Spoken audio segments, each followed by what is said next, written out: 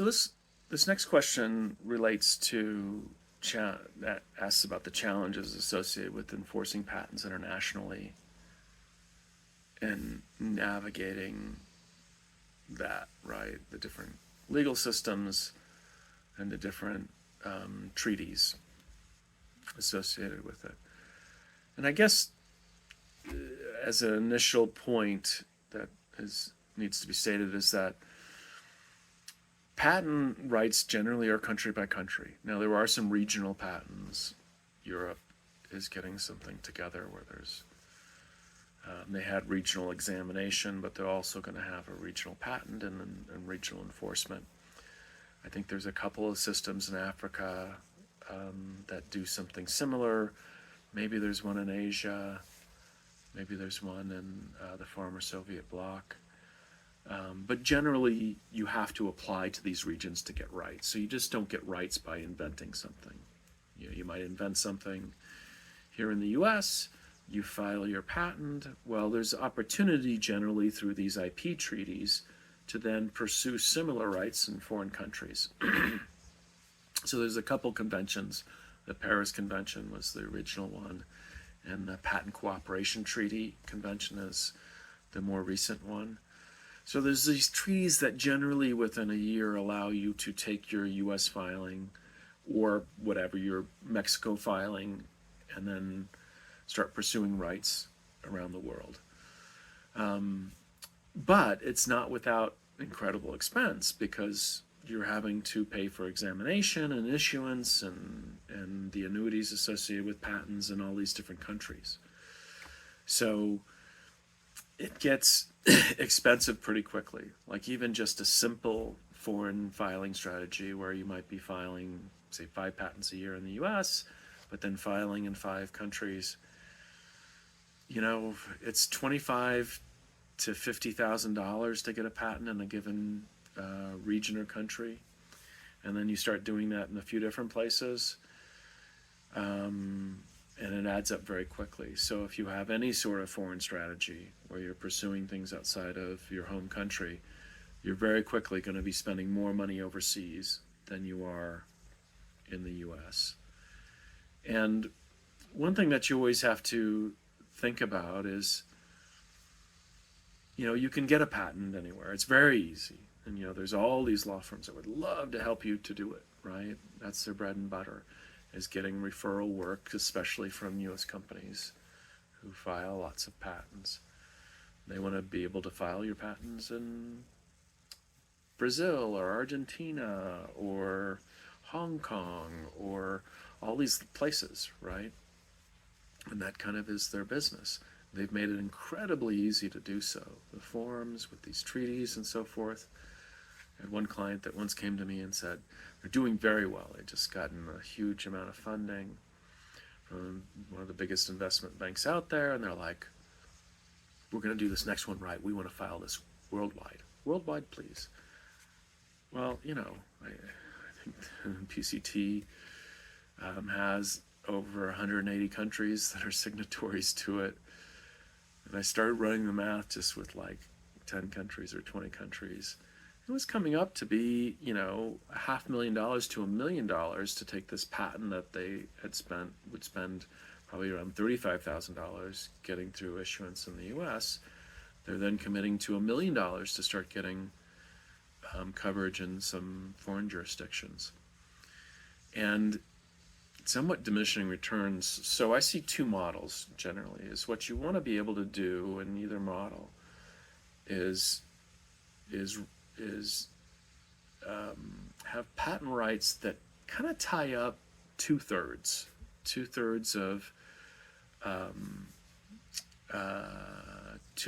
of either the revenue or the footprint of what would benefit your company. So a lot of my clients will come to me and they say, oh, well, we're selling this in these 7 countries. We need to file patents in those. And I'll kind of look at it and I'll say, Canada. I get it. Canada's nearby. A lot of people sell into Canada. Canada doesn't have a lot of people, and there's very few products that can be sold in Canada and do not bleed over to the border into the US. So say you have a competitor that is selling into Canada, right? They've just figured it out. They're going to sell into Canada.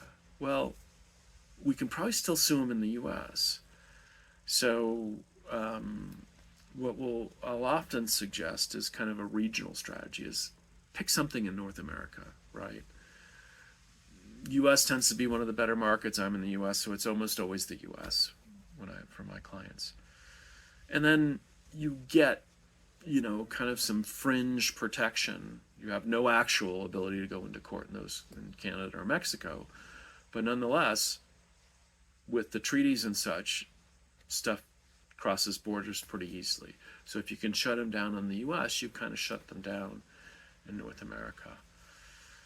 Europe, similar sort of thing is, you have this ability to file a European patent, and it's very easy to do, but you're probably going to sue them in one country. Now they're going to have a unitary patent with a centralized court, so you can do one court case to cover the signatory countries in Europe.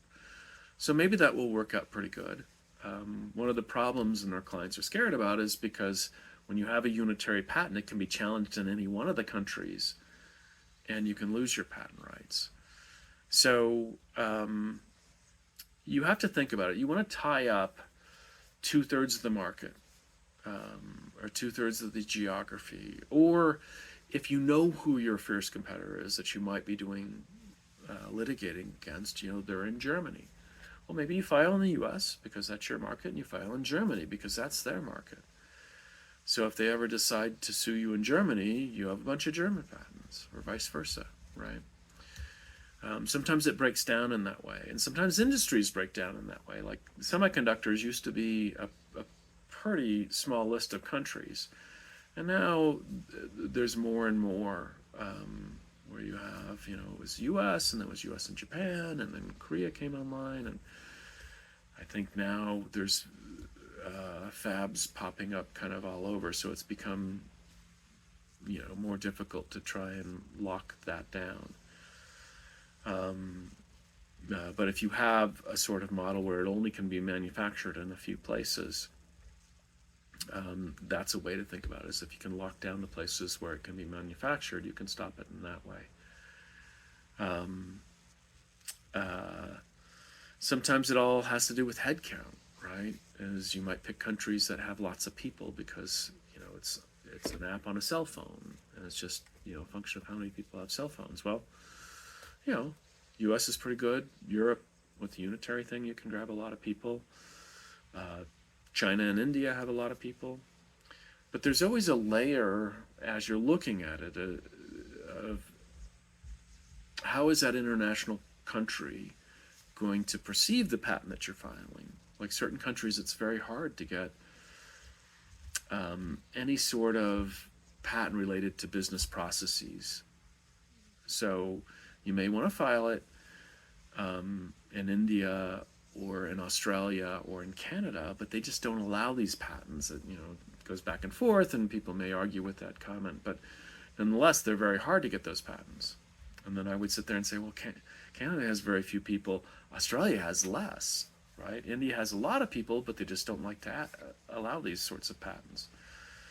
So in those sorts of questions, I have foreign associates where I'll send them the patent and say, hey, what are the chances, right? Before we spend the money in that jurisdiction. And then the final layer to think about is really patents are only as good as your ability to enforce them. So you get really weird things like Russia. When the U.S. had the sanctions with Russia, I think Russia just said we're not going to allow anybody to enforce their IP in our country. Well, or it was probably difficult before. So even if you could get a patent in Russia, if you can't enforce it as a country that's imposing these sanctions, what good is it, right? Or there's some countries where just the court system is not sophisticated enough to reliably think that you can take and enforce your patent and win on it. So you want to look at all of those things, the costs, the countries you might choose, and then if those countries will allow your patents, and then further, if you can enforce them there or have the will to enforce them. Have executives flying out, have engineers flying out. It's really a lot of work. So you want to think about all that stuff. Me personally, with my clients, I'm very conservative about filing outside the U.S. because U.S. is a pretty good market. In many industries you can tie up 60% of the market by filing in the U.S. And there's some technologies, a lot of technologies I work on, which is like cloud-based stuff, where there really aren't geographic borders. So a competitor may end up with their software being hosted on a U.S. server, without even them being able to control it, just because that's how that particular cloud provider works. So it gives you the ability to sue them in the U.S. U.S. is pretty predictable. So the number one, top three countries for enforcing patents are probably Germany, because of Europe and favorable courts.